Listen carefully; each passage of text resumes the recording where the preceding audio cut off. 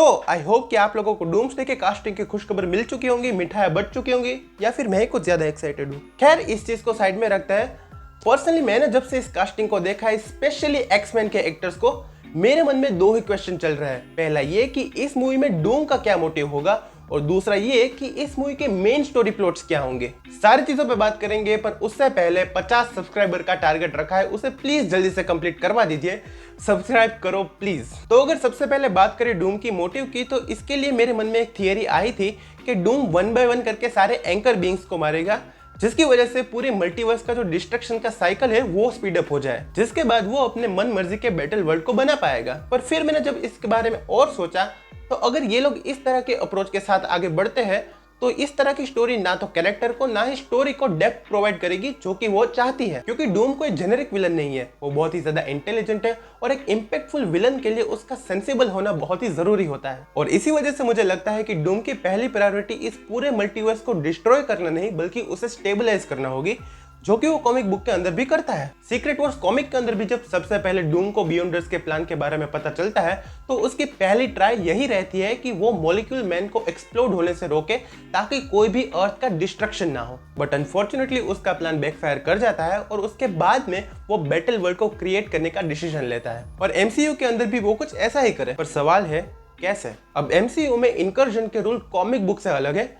Comic book में सारी अर्थ एक दूसरे से एक प्रॉपर फोर्स का बैलेंस बना के चलती है, और इसी दौरान जब एक अर्थ डिस्ट्रॉय हो जाती है, तब ये सारी अर्थ बैलेंस को रिस्टोर करने के लिए एक दूसरे के पास आने लगती है, और इसी वजह से इनकर्जन्स होते हैं। पर मल्टीवर्स ऑफ मैडनेस में इनकर्जन की यही डेफिनेशन थी कि जब कोई एक इंडिविजुअल अपने यूनिवर्स से दूसरे यूनिवर्स में जाता है, तब उन दोनों यूनिवर्स के बीच की जो बॉर्डर होती है वो ब्रेक हो जाती है, और इसकी वजह से जो इंसान दूसरे यूनिवर्स में गया है, उस यूनिवर्स पे इनकर्जन स्टार्ट होते हैं। कॉमिक बुक के अंदर जब दो अर्थ के बीच में इनकर्जन होने वाला होता है, तब उन दोनों अर्थ पे इक्वल डेंजर होता है। या तो उन दोनों में से कोई भी नहीं बचेगा, या फिर उनमें से सिर्फ एक ही बचेगी, जबकि यहाँ पे सिर्फ एक अर्थ में ही खतरा है। अब यहाँ से आगे जो मैं बोलने वाला हूँ वो टोटली वाइल्ड साउंड कर सकता है, पर इट कैन बी पॉसिबल। तो होगा कुछ ऐसा कि जिस अर्थ या फिर टाइमलाइन पे इनकर्जन का खतरा होगा, डॉक्टर डूम TVA की हेल्प लेके उस पूरी टाइमलाइन को प्रून करके उसे वॉइड में भेज देगा। अब डेफिनेटली उन्हें वॉइड में कुछ प्रॉब्लम आने वाले है, बट एटलीस्ट वो लोग सर्वाइव तो कर जाएंगे।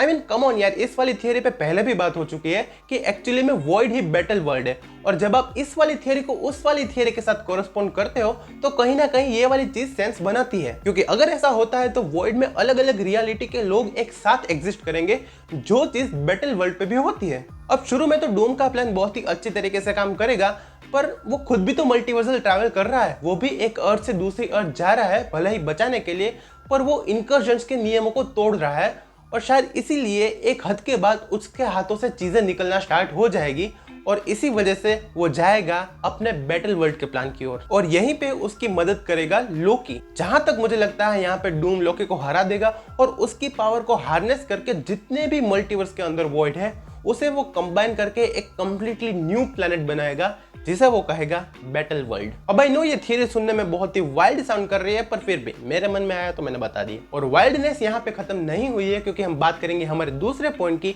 इस मूवी के मेन स्टोरी प्लॉट्स। तो कल हुई कास्टिंग अनाउंसमेंट से हमें ये तो पता चल गया कि इस मूवी में Avenger versus X Men heavily feature होने वाला है। पर जहां तक मुझे लगता है सिर्फ एक्समैन इस मूवी के अंदर नहीं दिखेंगे, इसके अंदर फॉक्स के सारे कैरेक्टर जो है वो एवेंजर्स के साथ फाइट करेंगे। जैसे कि एक्समैन, ब्लेड, पुरानी वाली फैंटास्टिक फोर सब आ सकते हैं। और पुरानी वाली फैंटास्टिक फोर से याद आया कि इस मूवी के अंदर शायद हमें मेकर भी दिख सकता है।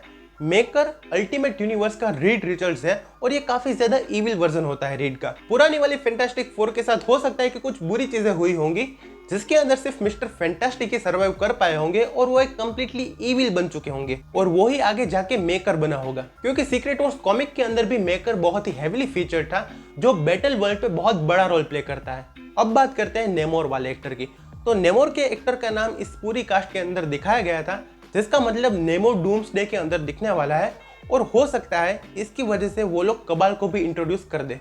जब सीक्रेट वॉर्स कॉमिक के अंदर सारे हीरोज अपनी अर्थ को बचाने के लिए सामने वाली अर्थ को डिस्ट्रॉय करने से मना कर देते हैं, तब नेमोर कबाल नाम के एक ग्रुप को ज्वाइन करता है। इसके अंदर थैनोस और उसका पूरा ब्लैक ऑर्डर होता है, और ये अपनी अर्थ को बचाने के लिए सामने वाली अर्थ को डिस्ट्रॉय करते हैं। And last but not least, infinity gauntlet को रीअसेंबल करना। अब जब 616 वाली अर्थ पे पहला इंकर्जन आता है तो एवेंजर्स ये डिसाइड करते हैं कि वो लोग इन्फिनिटी गॉन्टलेट को फिर से रीअसेंबल करेंगे और आने वाली अर्थ को पुश कर देंगे ताकि इंकर्जन से ये लोग बच पाए।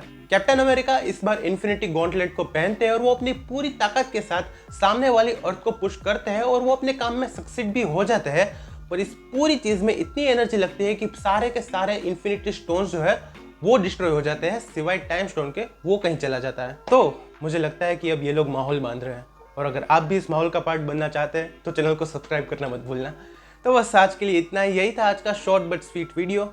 मैं इस कास्टिंग से पर्सनली बहुत खुश हूँ और मुझे लगता है ये अभी सिर्फ आधी ही है। आधी कास्टिंग हमें मे बी मेन मूवी में ही देखने को मिलेंगी और मे बी कुछ लीक्स के जरिए। तो आई होप कि आप लोगों को आज का ये वीडियो पसंद आया होगा। कुछ भी सजेशन है या फिर फीडबैक है तो वो मुझे कमेंट्स में देना मत भूलना। चैनल पर नया है तो अगेन तीसरी बार बोल रहा हूँ, सब्सक्राइब करना मत भूलना और वीडियो को लाइक करना भी मत भूलना। मैं मिलता हूँ आपसे अगली वीडियो में किसी थियरी के साथ, किसी ब्रेकडाउन के साथ। तब तक के लिए गुड बाय।